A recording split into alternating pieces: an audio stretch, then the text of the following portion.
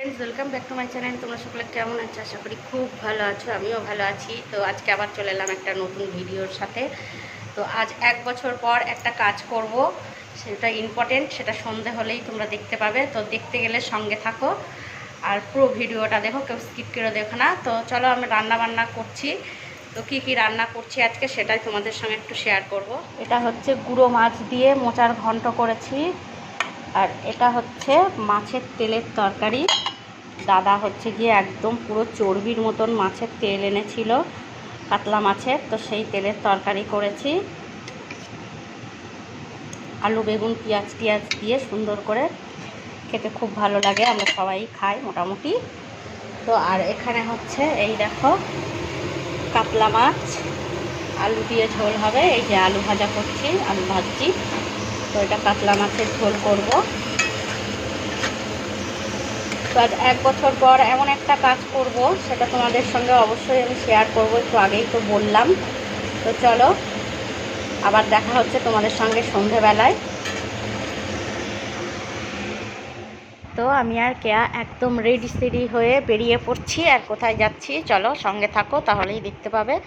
তো চলো, তো আমরা একদম চলে এসেছি। দেখো পুরো ঘরটাই তোমাদেরকে দেখাই, দেখলে অবশ্যই নিশ্চয়ই বুঝতে পারবে। একদম ঠিক বলেছ, আমরা চলে এসেছি দুজনে পার্লারে। কি করতে না, কেয়ার চুল কাটতে।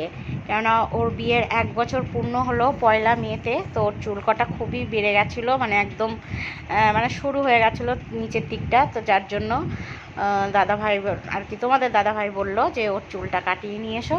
তো চলো, কেমন করে চুলটা কি কাটাচ্ছি সেটা তোমরা অবশ্যই নিজের চোখেই দেখে নাও। তো চলো, ওকে বললাম হচ্ছে গিয়ে মানে লেয়ার লেয়ার কাটবে আর কি। তো ওই দিদিটা চুল কেটে দিচ্ছে ওর। তোমরা দেখো কত বড় বড় চুলগুলোকে সব কেটে আসলো। আর কি করব, মানে না কাটলে ওকে একদম ভালো লাগছিল না, কারণ একভাবে লম্বা হয়ে বেড়েছিল তো চুলগুলো। তো যার জন্য চুলটাকে কাটিয়ে নিয়ে আসলাম। তো 1 বছর না হলে তো আমাদের মধ্যে চুল কাটতে নেই, যার জন্য আরও এতদিন কাটায়নি। তো এইবার হচ্ছে গিয়ে ফাইনালি ওর চুলটাকে কাটিয়ে নিয়ে এলাম। তো দেখো, তো দেখতেই পাচ্ছ অলরেডি চুল কাটা শুরু হয়ে গেছে। তো প্রথমে সামনে চুল কাটা কাটছে। আসলে লেয়ার কাটতে গেলে তো আগে সামনের কটাকেই ঠিক করবে। আর ওকে জিজ্ঞাসা করছিল যে তোমার সামনের চুলটা কতটুকু রাখবো। তো ও বলছিল একটু বড় রাখতে। তো আমি বললাম যে না, নাক পর্যন্ত রাখতে হবে, তবে ভালো লাগবে। কারণ লেয়ার কাটিং তো পরপর পরপর স্টেপ বাই স্টেপ কাটা হয়। তো যাই হোক, দিদিটা কাটতে শুরু করে দিয়েছে চুলটা। তো আমি ভয়েস দিতে পারিনি, ফ্যান চলছিল সেই সময়, আর গান চলছিল বলে আমি আর মানে ওখানে কথা বলিনি। তো পরেই ভয়েসটা দিচ্ছি। তো চলো দেখতে থাকো, চুল কাটা হচ্ছে। তো ভালোই লাগছিল ওকে কাটতে। আর ও আসলে মানে গ্রামের মেয়ে, তো এইভাবে চুলও কোনো দিন কাটেনি, বা মানে কি বলবো, কাটেনি বলতে ওদের বাবা মা ধরো পছন্দ করে না এইভাবে চুল কাটাটা। তো পুরো কমপ্লিট হয়ে গেছে দেখো চুলটা কাটা। তো কেমন লাগছে কমেন্টে প্লিজ তোমরা জানিও। তো আমার তো খুবই পছন্দ হয়েছে চুল কাটাটা। তো দেখো ও খুব খুশি চুলটা কেটে। আর কতগুলো চুল কাটা হয়েছে, ও শুধু বারবার পেছন ঘুরে ঘুরে দেখছিল। তো ওর তো ভীষণ খুশি, কারণ ও কোনো দিন এইভাবে চুল কাটেনি। ওদের বাড়ির লোক ওকে কাটতেই দেয়নি, ওর বাবা মা, কারণ বড় চুলটাই ওর বাবা মা পছন্দ করে। কিন্তু আমরাও করি, বাট মানে ওর যেহেতু চুলগুলো 1 বছরের মধ্যে বিশাল বড় হয়ে গেছিলো, এবড়ো খেবড়ো হয়ে গেছিলো, যার জন্য আর মানে রাখলাম না চুল কাটা। তো দেখো লেয়ার কাট করেছে, পেছনটা ভীষণ ভালোই লাগছে। এইবার স্ট্রেটনার দিয়ে একটু স্ট্রেট করে দেবে। তো যাই হোক, কোনো রকমে করছে স্ট্রেটনার দিয়ে। আর আমিও বলছিলাম যে চল তোকে বাড়ি গিয়ে আমি স্ট্রেটনার দিয়ে স্ট্রেট করে দেবো। তো দেখলাম যে না, ওখানে দিদিটা স্ট্রেট করে দিল। তো যাই হোক, দেখো নিচেই পড়ে আছে কতগুলো চুল, কত বড় বড়। ও তো দেখে মন খারাপ যে আমার এতগুলো চুল কেটে ফেলেছে। যা, আমি বললাম এই যাই হোক, আবার বড় হয়ে যাবে, তুই অত ইয়ে করিস না। তো মনে মনে খুশি ছিল, আবার একটু কষ্টও হচ্ছিল যে এত বড় বড় এতগুলো চুল আমার কেটে বাদ চলে গেল। তো যাই হোক, ওকে খুব ভালো লাগছিল চুল কাটাটা। কী বলো তো, জীবনে প্রথমবার এইভাবে ও চুল কাটলো। ও ভাবতেই পারেনি যে ওকে এইভাবে আমি চুলটা কাটাবো। তো ও কাটলো আর কি, কেটে দিলাম। যাই হোক, চুল কাটতে কাটতে অনেক গল্পও করছিলাম, কথাও বলছিলাম। তারপরে তোমার দাদা ভাই ফোন করলো যে তোমরা ওখানেই বসো, আমি তোমাদেরকে নিয়ে আসবো। তো নিয়ে তো আসবেই, মানে দাদা ভাই এসে নিয়ে গেল। আর একেবারে সঙ্গে সঙ্গে টুকটুকি নিয়েও চলে এসেছে, টোটো গাড়ি। তখন আমরা বললাম যে না, টোটো গাড়িতে যাবো না, আমাদের একটু দিতে হবে। তো এবার স্ট্রেটনার দিয়ে স্ট্রেট করবে চুলটা।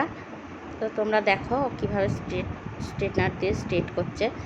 ও তো বলছিল যে স্ট্রেটনারটা এত হিট হয়েছিল, মানে চুলে দেবে কি মাথাটাই পুরো ওর গরম হয়ে গেছিলো, মানে এত তাড়াতাড়ি স্ট্রেটনারটাও গরম হয়ে যাচ্ছিলো। তো প্রচণ্ড, যাই হোক উনি সামান্য একটু মানে স্ট্রেটনার দিয়ে স্ট্রেট করে দিল। তো যাই হোক, চুলটা কেমন কাটা হয়েছে তোমরা প্লিজ একটু কমেন্টে বলো, আর কেমন লাগছে ওকে সেটাও জানিও। তো 1 বছর পর ওর চুলটা একদম কেটে ফেলে দিলাম। তো কী বলো তো, সময়ের সাথে সাথে সব কিছুই বদলায়। তো ওকেও একটুখানি দিলাম ঠিকঠাক করে, আবার পুজোর সময় দেবো আর একবার কেটে, কারণ চুলের গোছটা ভালো আছে, খুব একটা পাতলা বা খারাপ নয়। তো চলছে আর কি স্ট্রেট করা। আর কি বলবো, তোমরা আমার ভিডিওগুলো দেখো প্লিজ, আর স্কিপ করো না কেউ। তোমাদের ভালো লাগবে আশা করি আমার ভিডিওগুলো দেখতে। তো চলো, স্ট্রেট করছে এখন, স্ট্রেটটা হয়ে যাক। তারপরে দেখো ও আয়না দিয়ে দারুণ করে দেখছে আর খুব খুশি ওই যে। তো আমি একটু ভাবলাম যে চুলটা কাটছে যখন, তোমাদের সঙ্গে সেটা একটু শেয়ার করে নিই, আর কি করব।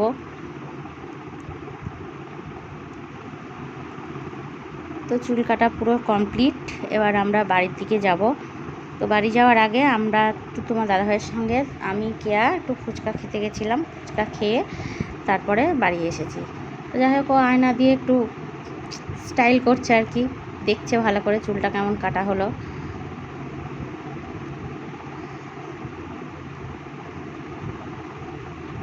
চুলটা আঁচড়ে দিল দিদিভাইটা দিয়ে, ও চুলটাকে বেঁধে নিল। বেঁধে নিয়ে আমি বললাম যে চল এবার বাড়ির দিকে যাই। ওর তো চুল কাটা মানে দেখা শেষই হয় না, শেষমেশ চুল কাটাকেও ক্লিপটা আটকালো। আমি বললাম এইভাবে নয়, এইভাবে দিয়ে দেখ ভালো লাগবে। হ্যাঁ, বললাম সাইড করে দে, দেখ চুলটা সাইড করে দিলে আর একটু বেশি ভালো লাগবে। তো আবার আমার কথা শুনে একটু সাইড করে দিল, আর পার্লারের দিদিটাও ওকে চুলটা আঁচড়ে আঁচড়ে সুন্দর করে দিচ্ছিল।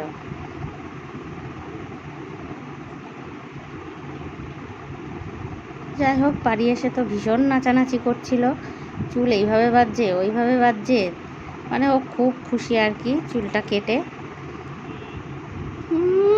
কি হাসি।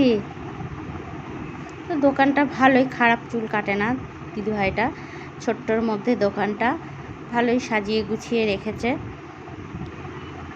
তো আমরা এই পার্লারটায় প্রথমবার গেলাম, মানে একবার ট্রাই করতে যে কেমন চুলটা কাটে। তো খারাপ কাটলো না, ভালোই কাটলো, খুব একটা যে খারাপ বলবো সেটা নয়, খারাপ কিছু কাটেনি। তো আমরা বাইরে বেরিয়ে দাদা ভাইয়ের জন্য অপেক্ষা করছিলাম। দিয়ে মানে যে মন্দিরটা, রাধা গোবিন্দ মন্দিরটা, তোমাদের এর আগের একটা ভিডিওতে, একটা নয় অনেক কটা ভিডিওতেই দেখেছিলাম, মানে পাঠ কীর্তন হচ্ছিল সেই মন্দিরের সামনে। তো যাই হোক, আমরা চুল টুল কেটে বাড়ি চলে এসেছি। তো তোমাদের যদি ভিডিওটা ভালো লেগে থাকে তো প্লিজ একটা লাইক, কমেন্ট অ্যান্ড শেয়ার করে দিও, আর সাবস্ক্রাইবও করে দিও। তো চলো, আজকের মতন গুড নাইট, টাটা, সবাই ভালো থেকো, সুস্থ থেকো, টাটা।